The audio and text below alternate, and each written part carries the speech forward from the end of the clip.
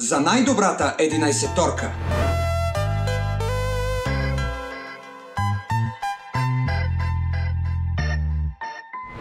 Айде последно, майка и баща! Аз съм Сотир, а днес продължаваме с великите истории на футбола. 2018 вече отмина и освен обичайните футболни надпревари, бяхме свидетели на може би най-интересното световно първенство, поне от 1998 година, когато са първите ми съзнателни спомени. В края на месец септември FIFA връчи годишните си награди и обяви най-добрите 11 за сезона.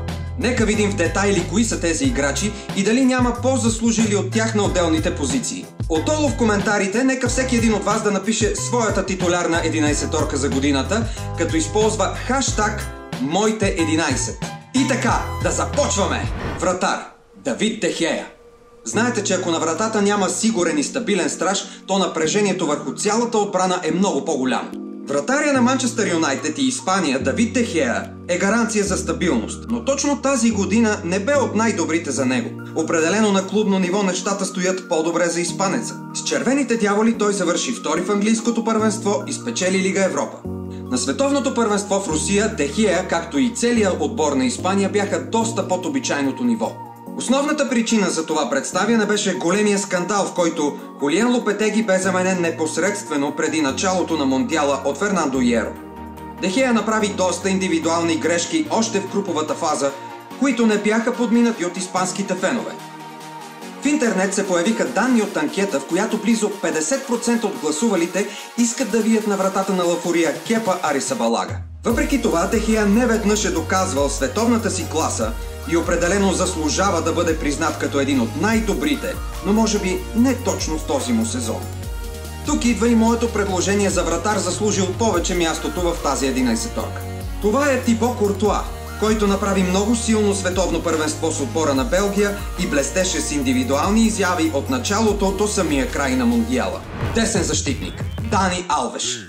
За поредна година този пост е окупиран от бразилеца. Безспорно в продължение на няколко сезона той беше най-добрият десен бек, но присъствието му в тази годишната 11-торка за мен лично е малко пресилено. След като премина като свободен агент от Ювентус в ПСЖ, Алвеш стана шампион и спечели всички вътрешни турнири с парижани. Това не е чак толкова голямо предизвикателство, тъй като класата на играчите и финансовата мощ, с която разполага отбора на ПСЖ, няма аналог във френското първенство, но все пак това е доста впечатляваща статистика.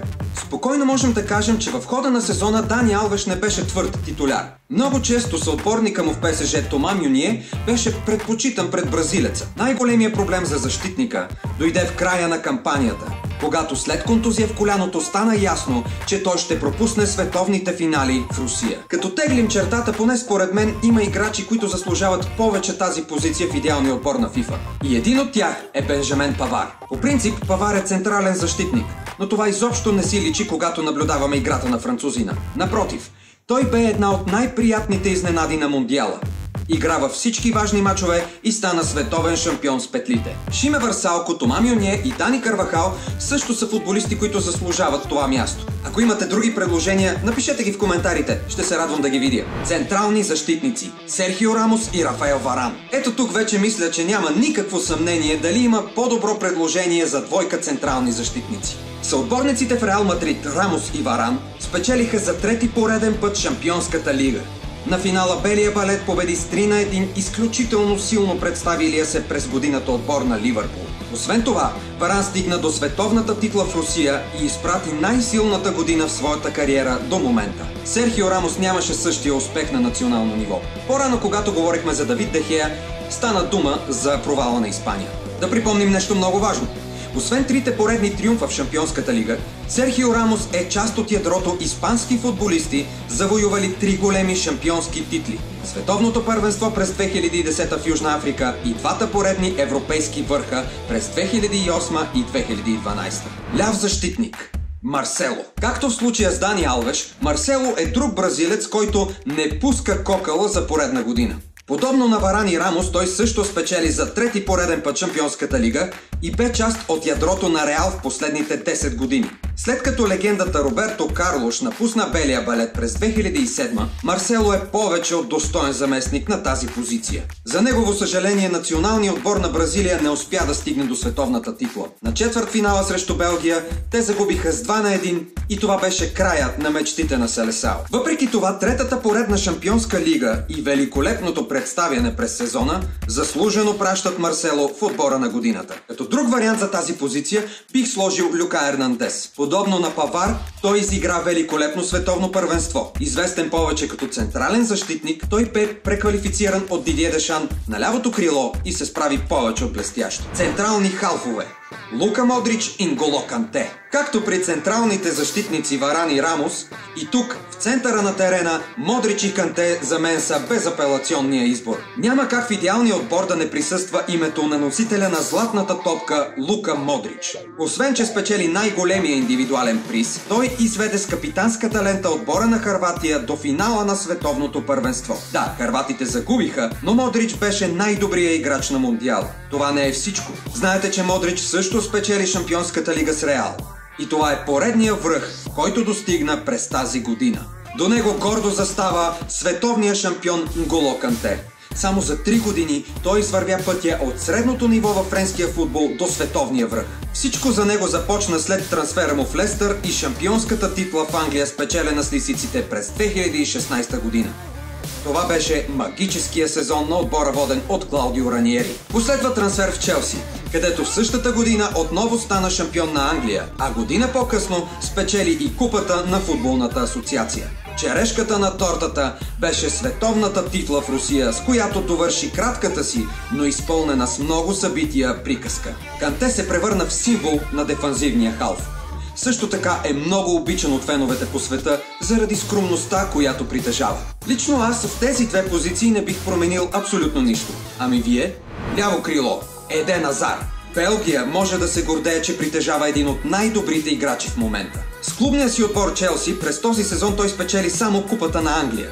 Но там, където впечатли всички, беше представянето му на световните финали с националния отбор. Азар носеше капитанската лента на страната си и бе с основна роля за почти всяка опасна атака на белгийците. Той се отчете с 3 гола и направи 2 асистенции. С негова помощ Белгия се добра до бронзовите медали на Мондиала. Все повече расте желанието на Реал Мадрид да има в състава си Азар. Само времето ще покаже дали това ще се случи. Като най-голям съперник за позицията на Азар, можем да кажем, че това е Неймар. Дясно крило: Килиан Мбапе. По мое скромно мнение, това ще бъде наследника на Меси и Роналдо в световния футбол. Само на 20 години Мбапе вече спечели всичко във Франция. Освен това, стана световен шампион, като беше с основна роля в атаката на петлите. Всичко за нападателя се разви изключително бързо. През 2017 става шампион с Монако. На следващата година ПСЖ отмъква Мбапе под наем с опция за откупуване в края на сезон 2018. С ПСЖ печели всичко във Франция. На 17 май 2018 е повикан от Дидие Дешан в групата на националния отбор за световното в Русия. Вкарва първия си гол още в груповата фаза срещу Перу. Обявен е за най-добрия млад играч на световното първенство, отбелязвайки 4 гола, включително и на финала срещу Хърватия, спечелен с 4-1. За мен лично Мбапе е бъдещият носител на златната топка. Стига да няма тежки контузии и парите да не замъглят съзнанието му, той може да стане един от най-добрите в историята. Нападатели: Лионел Меси и Кристиано Роналдо. Когато чуем тези две имена, ги свързваме с постигнат рекорд, спечелен трофей или вкаран гол. И в случая не е по-различно. Безспорно тези двамата са най-добрите играчи на нашето време. През 2018 година Меси спечели купата на краля и стана шампион на Испания с Барселона. В шампионата отбеляза 34 гола в 36 мача и спечели златната обувка за 5-ти път. Освен това, игра с Аржентина на световното първенство, но отново не успя да донесе титла на родината си. Още на 8 на финалите, бъдещия шампион Франция отстрани Меси и компания с резултат 4-3 и с това значително намаляха шансовете на аржентинеца за нова златна топка в кариерата му.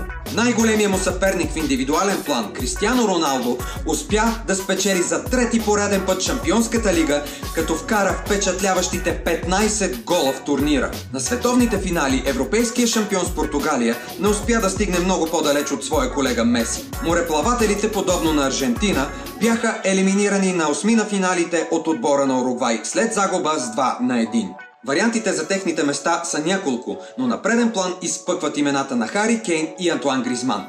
Хари Кейн стана голмайстор на световното първенство, отбелязвайки 6 гола. Антуан Гризман от своя страна вкара 4 и асистира за 2. Освен това, всяка една опасна атака преминаваше през нападателя на Атлетико Мадрид. Така че вие преценете дали някой измежду Кейн и Гризман може да замени на позицията Кристиано Роналдо или Лионел Меси. Това беше всичко от поредната велика история на футбола. Ако това видео ви е харесало, споделете го, оставете по един лайк и се абонирайте за канала ни. Не забравяйте да пишете долу в коментарите вашите предложения за най-добра 11-торка с хаштаг #Моите11. До скоро!